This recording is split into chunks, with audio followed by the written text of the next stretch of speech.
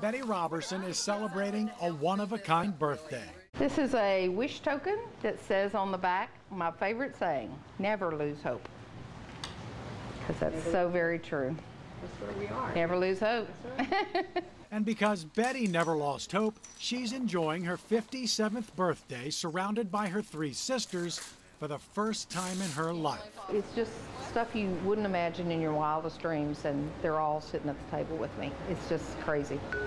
Their story begins in 1956 with this picture. Betty, 3 years old at the time, along with her sisters, Bonnie and Ann, who were 5 and 6. Their parents, Robert and Evelyn Williams, gave them up to the state, who put them into a foster home in North Louisiana. 3 years later, they were adopted, each going with new families and new directions. That was the last contact the 3 sisters would have. When they left, it was like, okay, what do I do now? You know, they took my life away. Because it's all she had, Betty clung to the tattered picture for decades, wondering what happened to her sisters and dreaming of a way to find them. It's the only thing I had to hold on to when life wasn't going so good. And I knew that, well, you know, you think deep down inside, I'm going to find them one day, and we're going to all be together again. Living in Shreveport in 2005, now more than 45 years since she last saw her sisters, Betty decided on a whim to try something crazy. She put her story for sale on eBay. She called it Lost Memories. For $5, you got the picture of the 3 girls and the story of their separation. I just thought I could, you know, get it out there, get the picture out there, get the story out there, and maybe we could get a connection. The newspaper in Monroe, Louisiana became that connection. It loved the you can sell anything on eBay angle and ran the story. And Bonnie Thomason, who lived in nearby Ruston, saw the article. And I thought, there's too many similarities for this to truly be, you know, a coincidence.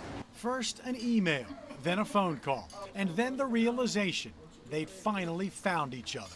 I get a telephone call from Betty, and I just said, I think I'm your sister. And she went nuts, and so did I. And we talked, and we compared notes, and do you remember this, and do you remember that? But it was like, it was a dream. The 2 sisters got together and restarted a relationship for decades in the making, and the picture got a little bigger. Meanwhile, unbeknownst to them, a woman named Sandra Hampton is living in Baton Rouge. She, too, is adopted. Years ago, she had cancer and desperately needed to find any family members for a medical history, but found nothing. But everybody told me the same thing. Well, it's virtually impossible for you to find your siblings or your mother and your daddy. But her son Brandon wouldn't give up and nightly scoured the internet and adoption websites. But all he knew was that her parents were Robert and Evelyn Williams. But one night, up popped Betty's story from eBay. He immediately called his mom. My son, he said, Mama, can you pull over? I said, sure. He said, I think I found your sisters. And I went, down the car, because I wasn't really pulled over. And it was just like everything was cascading. But this news surprised even Betty and Bonnie, because Sandra isn't the 3rd sister in the picture. Sandra was born right around the time the 3 girls went off to the foster home. They didn't even know about Sandra, which meant there were actually 4 Williams sisters. Days later, Sandra drove to North Louisiana and joined Betty and Bonnie for another family reunion and a larger picture. And then, you know, I said, wow, I've got a family, you know, and still, like I said, to this day, it doesn't seem real, but it is, and it's great.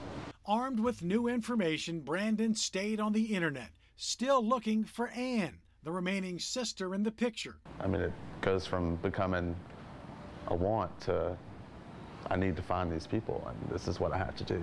And just 3 months ago, 5 years after Betty and Bonnie found each other, the search led him to Madisonville and the home of Ann Bouchon.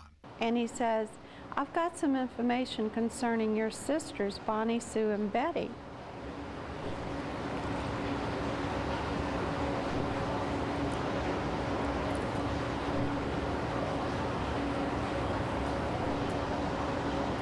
sorry.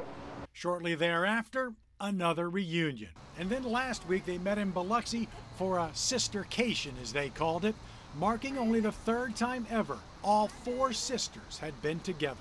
This is the first time that I've had to celebrate, to sing to my sister after 51 years. And so they're all together, a picture-perfect reunion. Except there's one more twist. Someone's missing. The youngest sibling, sister number 5. Apparently, when Sandra was adopted as a 1-year-old, Evelyn Williams was pregnant with number 5. The sisters have since learned it was a girl born in 1957, but that's all they know, except they will never give up hope. When we find Sister 5, it will be, a day of rejoicing.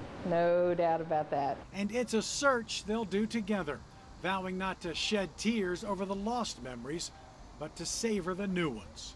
We have been together ever since. We call, we text, we email. I mean, there's not a day that goes by that we don't communicate. Every time we get together, we have to make it every moment count, because we lost so many years.